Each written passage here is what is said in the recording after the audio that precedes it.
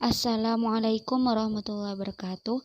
Perkenalkan, nama saya Zainabul Unzia, NIM T20181283. Di sini saya akan memaparkan hasil RPP saya. Nah, sebelum saya memaparkan RPP saya akan menjelaskan apa itu perencanaan pembelajaran. Hanya menjelaskan sedikit saja.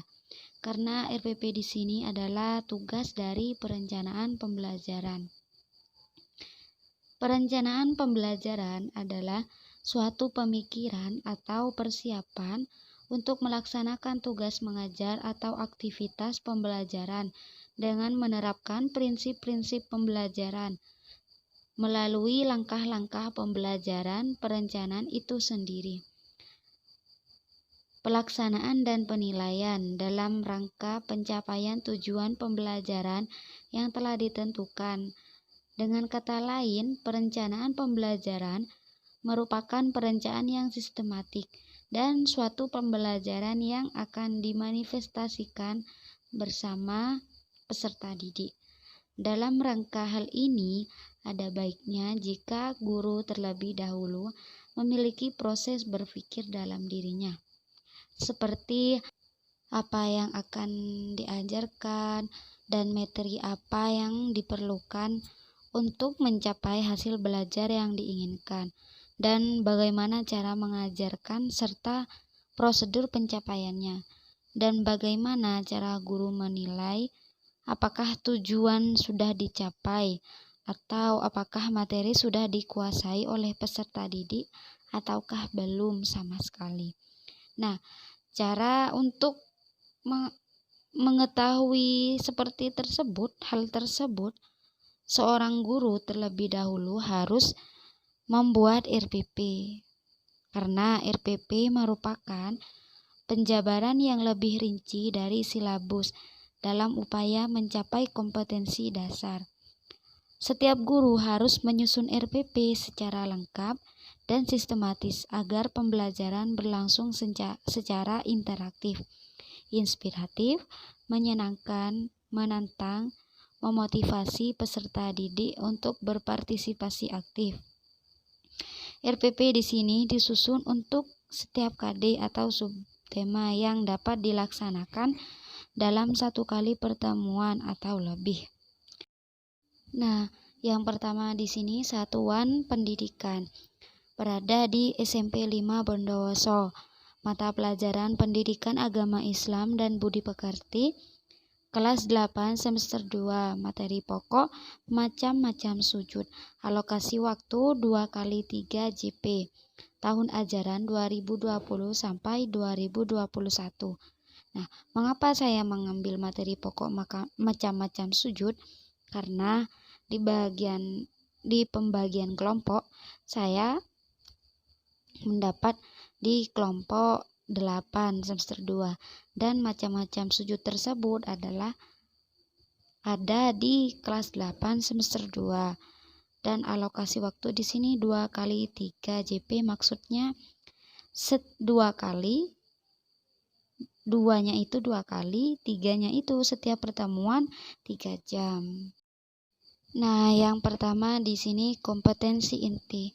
Nah, dari mana saya mendapatkan kompetensi inti? Saya mendapatkan KI di sini dari Permendikbud nomor 37 tahun 2018 tentang KIKD halaman 249 sampai 337. Atau bisa juga dilihat dalam buku guru. Dan penulisan KD di sini disesuaikan dengan pembagian kelas yang telah ditentukan di atas. Semisal kelas 7 berarti KI-nya tentang kelas 7. Dan saya kebagian kelas 8, jadi KI-nya tentang kelas 8. Baik, saya akan bacakan KI kelas 8. KI 1, menghargai dan menghayati ajaran agama yang dianutnya. KI 2, menunjukkan perilaku jujur, disiplin, tanggung jawab, peduli, toleran, gotong royong, santun, percaya diri dalam berinteraksi secara efektif dengan lingkungan sosial dan alam dalam jangkauan pergaulan dan keberadaannya. KI 3. Memahami dan menerapkan pengetahuan faktual, konseptual, dan prosedural.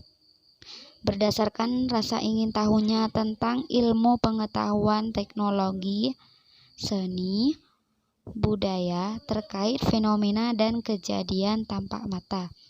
KI 4. Mengolah, menyaji, dan menelar dalam ranah konkret, menggunakan, mengurai, merangkai, memodifikasi, dan membuat.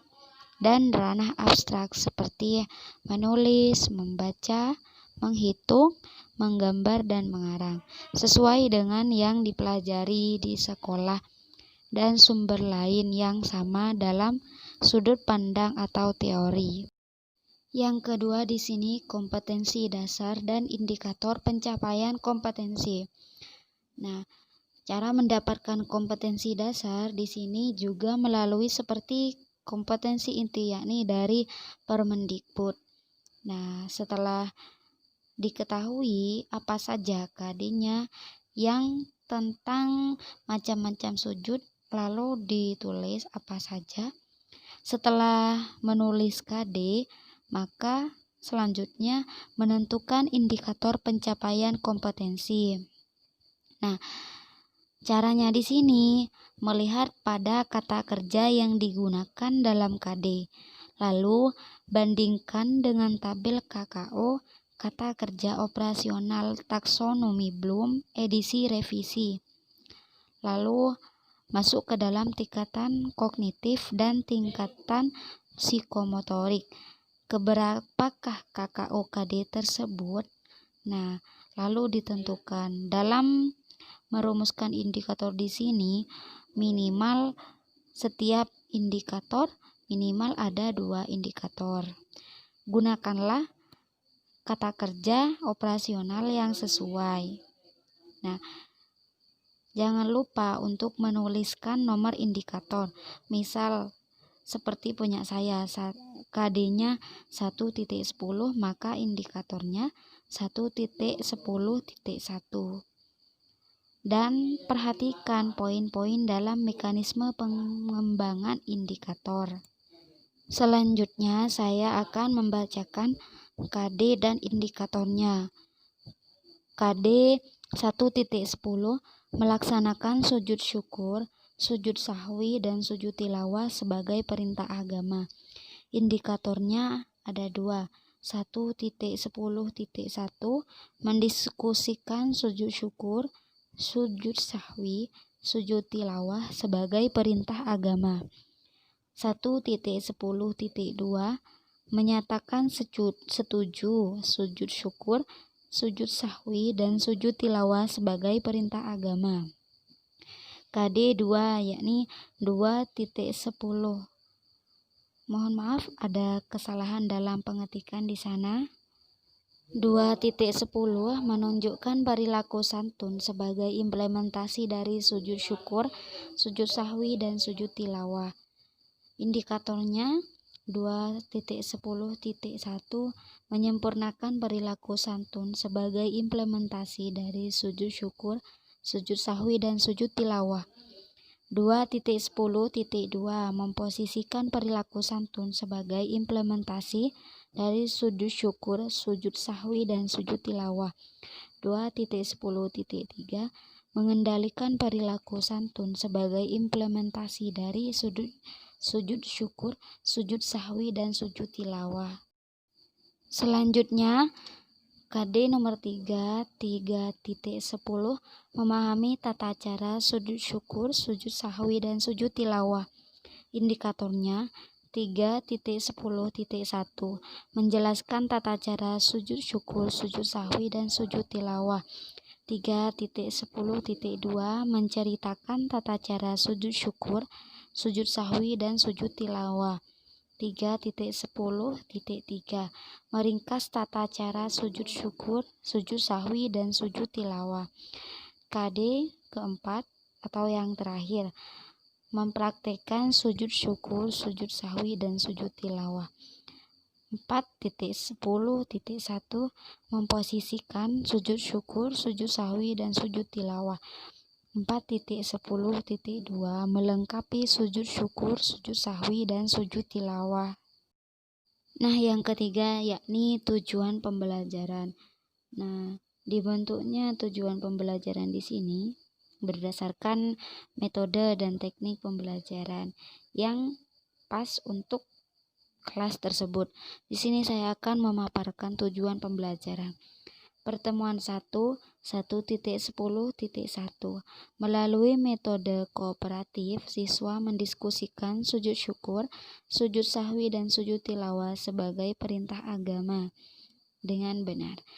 1.10.2 melalui metode kooperatif, siswa menyatakan setuju sujud syukur, sujud sahwi, dan sujud tilawah sebagai perintah agama dengan benar.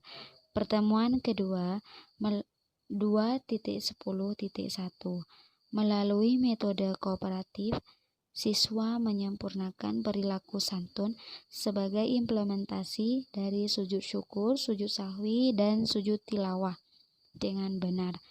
2.10.2 melalui metode kooperatif, siswa memposisikan perilaku santun sebagai implementasi dari sujud syukur, sujud sahwi, dan sujud tilawah dengan benar. 2.10.3 melalui metode kooperatif, siswa mengendalikan perilaku santun sebagai implementasi dari sujud syukur, sujud sahwi, dan sujud tilawah dengan benar. Pertemuan ketiga 3.10.1 melalui metode kooperatif, siswa menjelaskan tata cara sujud syukur, sujud sahwi, dan sujud tilawah dengan benar. 3.10.2 melalui metode kooperatif, siswa menceritakan tata cara sujud syukur, sujud sahwi, dan sujud tilawah dengan benar. 3.10.3 melalui metode kooperatif, siswa meringkas tata cara sujud syukur, sujud sahwi, dan sujud tilawah dengan benar. Pertemuan keempat 4.10.1 melalui metode kooperatif, siswa memposisikan sujud syukur, sujud sahwi, dan sujud tilawah dengan benar. 4.10.2 melalui metode kooperatif, siswa melengkapi sujud syukur, sujud sahwi, dan sujud tilawah dengan benar. Nah, dari mana saya mendapatkan tujuan pembelajaran di sini? Saya mendapatkan dari indikator pencapaian kompetensi di atas yang indikator tersebut didapatkan dari kompetensi dasar, melihat kepada kompetensi dasar, dan melihat juga kepada KKO. Yang keempat yakni materi pembelajaran. Materi pembelajaran di sini merupakan ringkasan singkat atau subbab dari materi pokok yang akan dibahas dalam pembelajaran.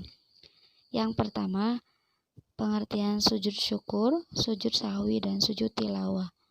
Sujud syukur adalah sujud sebagai ungkapan terima kasih kepada Allah Subhanahu wa Ta'ala atas karunia-Nya. Sujud sahwi adalah sujud 2 kali setelah tasyahud akhir sebelum salam. Sujud tilawah adalah sujud bacaan. Yang kedua, latar belakang sujud syukur, sujud sahwi, dan sujud tilawah. Sujud syukur dilakukan karena mendapat anugerah atau ketika terhindar dari musibah. Sujud sahwi dilakukan karena meninggalkan rukun sholat atau sunnah ab'ad, karena lupa atau karena ragu atau kekurangan atau kelebihan bilangan rakaat. Sujud tilawah dilakukan apabila membaca atau mendengar ayat sajadah dibaca. Selanjutnya yakni dasar hukum sujud syukur, sujud sahwi, dan sujud tilawah. Yang pertama, kana idza ja'ahu amru sururin au busyira bihi kharra sajidan syakiron lillah. Yang kedua, idza syakka ahadukum fi sholatihi falam yudrikum sholla salasan am arba'an falyatrohi syakka walyabni ala mastaikona summa yasjudu sajdataini qabla ayyusallima. Yang ketiga, idza qara'a ibnu adama sajdata fasajada i'tazala syaiton. Selanjutnya yakni metode pembelajaran. Dalam metode pembelajaran ada 3, yakni yang pertama pendekatan, yang kedua metode, yang ketiga teknik. Yang pertama, pada pertemuan pertama sampai keempat di sini pendekatan yang digunakan yakni sama. Sebelum saya memaparkan pendekatan apa yang saya pakai, saya akan menjelaskan pendekatan pembelajaran terlebih dahulu. Pendekatan pembelajaran diartikan sebagai titik tolak atau sudut pandang kita terhadap proses pembelajaran yang merujuk pada pandangan tentang terjadinya suatu proses yang sifatnya masih sangat umum, yang di dalamnya mewadahi, menginspirasi, menguatkan, dan melatari metode pembelajaran dengan cakupan teoritis tertentu. Dilihat dari pendekatannya, pembelajaran terdapat 2 jenis. Yang pertama, pendekatan yang berorientasi atau berpusat pada siswa. Yang kedua, pendekatan pembelajaran yang berorientasi atau berpusat pada guru. Nah, sedangkan pendekatan yang saya pakai adalah pendekatan saintifik, yakni termasuk pada pendekatan yang student-centered approach, yakni pendekatan yang berpusat pada siswa. Jadi tidak hanya berpusat pada guru saja. Nah, proses pembelajaran saintifik ini diarahkan. Mengapa saya menggunakan pendekatan saintifik? Karena pendekatan saintifik di sini diarahkan agar peserta didik itu mampu merumuskan masalah dengan banyak bertanya, contohnya. Bukan hanya menyelesaikan masalah dengan menjawab saja. Proses pembelajaran diarahkan untuk melatih berpikir analisis. Peserta didik di sini diajarkan bagaimana mengambil putusan, bukan berpikir mekanistis, rutin, atau disebut rutin dengan hanya mendengarkan dan hanya menghafal semata. Yang kedua di sini pada metodenya juga sama dari pertemuan pertama sampai pertemuan terakhir. Nah, metode pembelajaran di sini dapat diartikan sebagai cara yang digunakan untuk mengimplementasikan rencana yang sudah disusun dalam bentuk kegiatan nyata dan praktis untuk mencapai tujuan pembelajaran. Terdapat beberapa metode pembelajaran yang dapat digunakan untuk mengimplementasikan strategi pembelajaran. Di antaranya metode pembelajaran kooperatif, metode pembelajaran kontekstual, dan metode pembelajaran umum lainnya. Nah, metode yang saya pilih adalah metode kooperatif. Metode kooperatif di sini rangkaian kegiatan belajar yang dilakukan oleh siswa dalam bentuk kelompok-kelompok tertentu untuk mencapai tujuan pembelajaran yang telah dirumuskan. Pembelajarannya di sini berfokus pada penggunaan kelompok kecil siswa untuk bekerja sama dalam memaksimalkan kondisi belajar untuk mencapai tujuan belajar. Nah, model pembelajaran kooperatif di sini, para siswa bekerja sama dalam kelompok kecil yang terdiri dari berbagai tingkat prestasi, jenis kelamin, dan latar belakang etnik yang berbeda untuk saling membantu satu sama lain dalam mempelajari materi pembelajaran.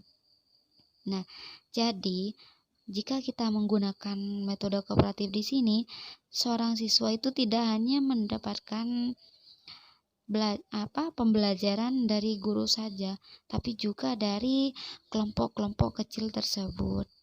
Yang terakhir yakni teknik yang digunakan pada pertemuan pertama sampai pertemuan terakhir. Teknik yang digunakan yakni teknik permodelan. Maksudnya, sebuah pembelajaran keterampilan atau pengetahuan tertentu. Ada model yang bisa ditiru.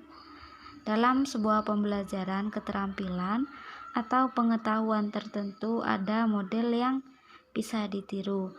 Pemodelan pada kenyataan yang membahasakan gagasan yang dipikirkan, mendemonstrasikan bagaimana guru menginginkan siswanya untuk belajar dan melakukan apa yang guru inginkan agar siswanya melakukan. Seperti itu.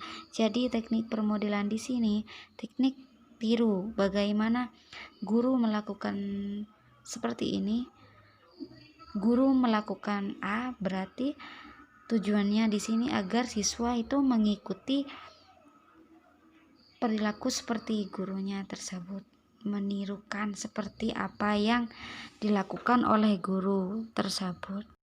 Selanjutnya yakni media pembelajaran. Media adalah alat perantara untuk membantu memahami makna. Dalam pembelajaran, jika tidak ada medianya maka kurang dalam menjelaskan itu kurang memahami kepada siswa. Jadi dalam pembelajaran media di sini sangat diperlukan. Media yang saya gunakan pada RPP ini adalah video tutorial pelaksanaan sujud sahwi, sujud syukur, dan sujud tilawah. Yang kedua, slide materi tentang sujud syukur, sujud sahwi, dan sujud tilawah. Selanjutnya sumber belajar. Nah, yang pertama dari Departemen Agama RI 2005, Al-Quran dan Terjemahnya, Jakarta, Departemen Agama RI. Yang kedua, Pendidikan Agama Islam dan Budi Pekerti SMP atau MTS kelas 8 atau buku siswa, Jakarta, Kementerian Pendidikan dan Kebudayaan. Yang ketiga, website terkait materi sujud syukur, sujud sahwi, dan sujud tilawah. Selanjutnya yakni langkah-langkah kegiatan pembelajaran. Dalam langkah-langkah kegiatan pembelajaran di sini dibagi menjadi dua, pembelajaran tatap muka dan pembelajaran daring. Tujuan dari langkah-langkah pembelajaran di sini agar tercapainya kompetensi dasar secara efisien. Nah, dalam poin langkah-langkah kegiatan pembelajaran di sini kita bisa memilih pembelajaran keberapa yang akan kita buat. Misal kita memilih pertemuan pertama, maka pada pembelajaran tatap muka dan pembelajaran daring harus sama, yakni pertemuan pertama.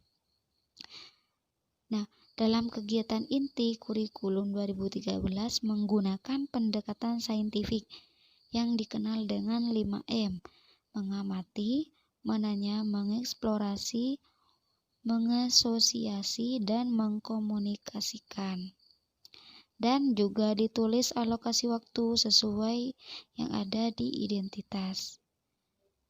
Kemudian dibagi ke beberapa tahapan pembelajaran pada kolom yang telah disediakan. Nah, yang pertama, pembelajaran tatap muka. Pendahuluan. Yang pertama, membuka pembelajaran dengan salam dan berdoa bersama dipimpin oleh salah seorang peserta didik dengan penuh hikmat.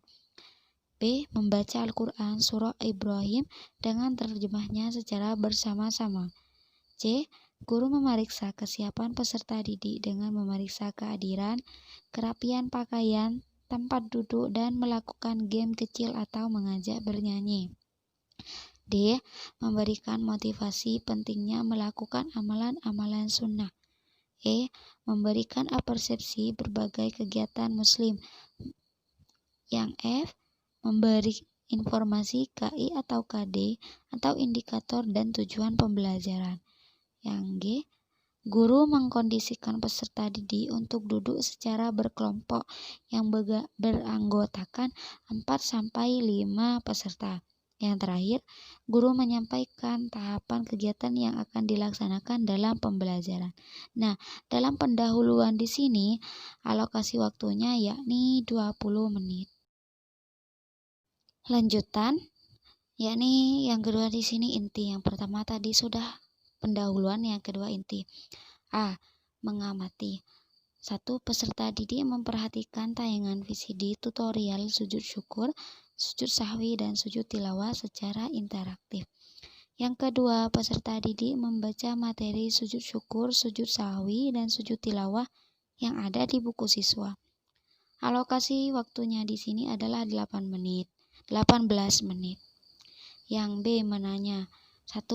Melalui motivasi dari guru, peserta didik mengajukan pertanyaan tentang hal-hal yang belum jelas dari hasil melihat tayangan dan membaca materi sujud syukur, sujud sahwi, dan sujud tilawah. Yang kedua, dialog mendalam secara klasikal untuk mengungkap latar belakang sujud syukur, sujud sahwi, dan sujud tilawah, serta bagaimana mempraktikannya dengan dalam situasi sehari-hari berdasarkan hasil pengamatan dari guru atau tayangan audio visual. Nah, yang B di sini alokasi waktunya adalah 18 menit. Selanjutnya yakni yang C, eksplorasi atau mencoba atau mencari informasi. Melalui tayangan tutorial yang sudah diputar, para peserta didik melakukan kegiatan melafalkan bacaan yang dibaca ketika sujud syukur, sujud sahwi, dan sujud tilawah sampai benar secara individu, kelompok, maupun klasikal. Alokasi waktunya di sini adalah 18 menit. Yang D, mengasosiasi atau menalar. Peserta didik menginventarisir dan mendiskusikan latar belakang sujud syukur, sujud sahwi, dan sujud tilawah. Alokasi waktu adalah 18 menit. Selanjutnya yakni E, yang terakhir dari bagian inti, yakni mengkomunikasi. 1. Peserta didik yang dianggap paling benar dalam permodelannya mempraktikkan kembali sekaligus memaparkan pengertian sujud syukur, sujud sahwi, dan sujud tilawah. Yang kedua, peserta didik yang lain mengamati dan menanggapi terhadap permodelan yang sudah ditunjukkan, sekaligus memberi masukan terhadap pengertian sujud syukur, sujud sahwi, dan sujud tilawah. Alokasi waktu pada E di sini adalah 18 menit. Jadi, keseluruhan dari kegiatan inti di sini adalah masing-masing 18 menit. Yang terakhir yakni penutup. Guru dan peserta didik melaksanakan refleksi dari kegiatan yang telah dilaksanakan sebagai bahan masukan untuk perbaikan langkah selanjutnya. Lalu, melakukan penguatan materi pelajaran hari itu juga, lalu merencanakan kegiatan tindak lanjut. Yang terakhir, guru bersama-sama peserta didik menutup pembelajaran dengan berdoa bersama. Yang kedua yakni pembelajaran jarak jauh atau daring. Karena di pertemuan tatap muka menggunakan pertemuan pertama, jadi pembelajaran jarak jauh atau daring juga harus menggunakan pertemuan pertama. Kegiatan pendahuluan, deskripsi kegiatan. Yang pertama, membuka pembelajaran dengan berdoa di dalam hati masing-masing. Kedua, guru memeriksa kesiapan peserta didik dengan cara perkuliahan di Zoom dan kameranya tidak dimatikan.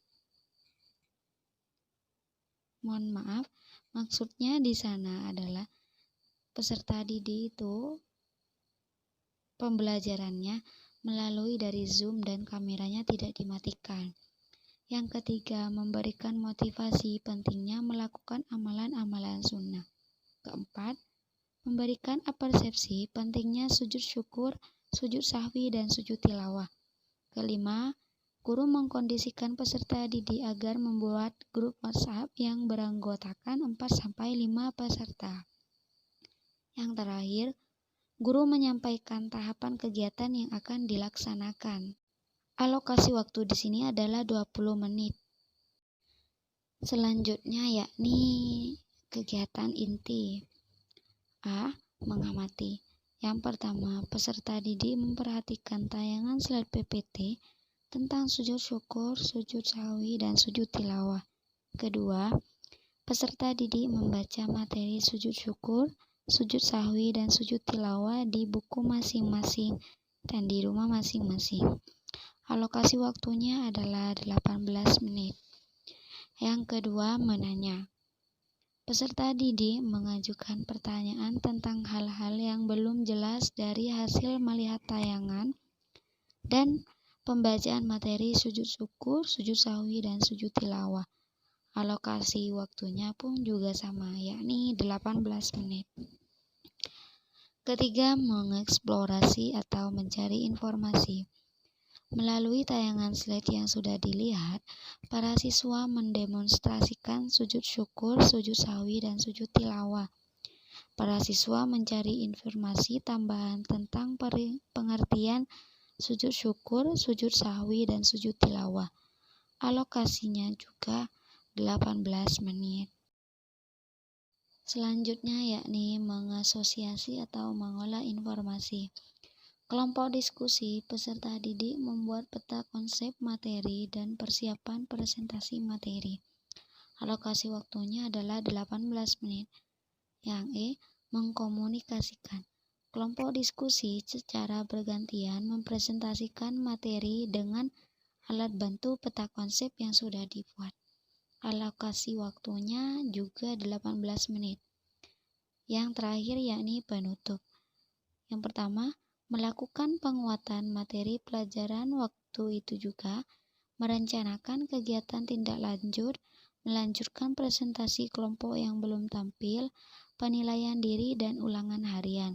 Terakhir, guru bersama peserta didik menutup pelajaran dengan berdoa. Alokasi waktunya adalah 10 menit. Yang terakhir yakni penilaian. Nah, aspek yang dinilai pada mata pelajaran pendidikan agama Islam dan budi pekerti yakni melalui 3 aspek, 3 penilaian. Yang pertama, penilaian sikap, yang kedua, penilaian pengetahuan, dan yang ketiga, penilaian keterampilan. Penilaian sikap dilakukan melalui observasi, penilaian diri, penilaian antar teman, dan jurnal catatan guru. Penilaian aspek pengetahuan dilakukan melalui tes tertulis, tes lisan, observasi terhadap diskusi, tanya jawab, dan percakapan, serta penugasan. Penilaian aspek keterampilan dilakukan melalui unjuk kerja atau praktek, proyek, produk, dan portofolio. Nah, dalam penilaian di sini saya menggunakan semua aspek, tetapi hanya satu yang saya pakai, yakni misal yang saya pakai yang pertama penilaian sikap, yang saya pakai adalah penilaian diri. Yang kedua, penilaian pengetahuan, yang saya gunakan adalah tes tertulis. Yang terakhir, penilaian aspek keterampilan yang saya gunakan adalah melalui unjuk kerja atau praktek. Mengapa saya menggunakan aspek ketiga-tiganya? Karena menurut saya ketika pertemuan pertama saya bisa menggunakan aspek penilaian sikap. Pertemuan pada minggu kedua saya bisa menggunakan aspek pengetahuan. Pada minggu ketiga saya bisa menggunakan aspek keterampilan. Nah, dengan cara begitu saya akan lebih tahu sejauh mana, sedalam mana siswa menangkap materi yang sudah disampaikan oleh guru. Begitu. Menurut saya begitu. Jadi alangkah baiknya menggunakan semua aspek penilaian. Kalau hanya satu, menurut saya ya kurang memuaskan. Jika menggunakan semua dan dipakai satu-satu per minggunya, tiap minggunya itu beda-beda, lebih nyaman kepada gurunya untuk menilai hasil dari belajar siswa. Nah, yang pertama di sini penilaian sikap. Pada penilaian sikap di sini saya mengambil penilaian diri.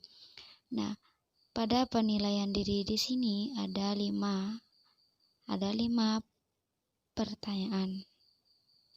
Dan dari penilaian diri di sini saya mengambil pada indikator. Yang pertama, menyatakan setuju bahwasanya sujud syukur, sujud tilawah dan sujud sahwi sebagai perintah agama. Yang kedua, menyempurnakan perilaku santun sebagai implementasi dari sujud syukur, sujud sahwi dan tilawah. Yang ketiga, memposisikan perilaku santun sebagai implementasi dari sujud syukur, sujud sahwi, dan sujud tilawah. Yang keempat, memahami tata cara sujud syukur, sujud sahwi, dan sujud tilawah. Yang terakhir, menjelaskan tata cara sujud syukur, sujud sahwi, dan sujud tilawah. Nah, di samping itu ada skor keterangan. 1. Tidak pernah, 2. Kadang-kadang, 3. Sering, dan 4. Selalu. Yang kedua yakni penilaian aspek pengetahuan. Di sini saya memilih untuk menggunakan tes tulis. Mengapa saya menggunakan penilaian aspek pengetahuan? Kenapa tidak menggunakan penilaian sikap? Karena seperti yang sudah saya jelaskan di awal, menurut saya alangkah lebih baiknya penilaian tersebut dipakai semua. Penilaian sikap, penilaian aspek pengetahuan, dan penilaian aspek keterampilan. Nah, tujuannya di sini untuk mengetahui apakah tujuan sudah dicapai, apakah materi sudah dikuasai oleh peserta didik ataukah belum. Seperti itu. Nah, pada aspek pengetahuan di sini saya menulis 5 soal, yang satu soal di sini poinnya adalah 20. Jadi 20 kali 5 adalah 100. Yang pertama, menjelaskan tata cara sujud syukur dengan benar. Yang kedua, menjelaskan tata cara sujud sahwi dengan benar. Yang ketiga, menjelaskan tata cara sujud tilawah dengan benar. Yang keempat, menulis bacaan sujud tilawah dengan benar. Yang terakhir, melengkapi bacaan sujud syukur dengan benar. Yang terakhir yakni penilaian aspek keterampilan. Yang saya pilih adalah lembar penilaian unjuk kerja. Yang pertama, tata cara sujud syukur. Kedua, bacaan sujud syukur. Yang ketiga, tata cara sujud sahwi. Yang keempat, tata cara sujud tilawah.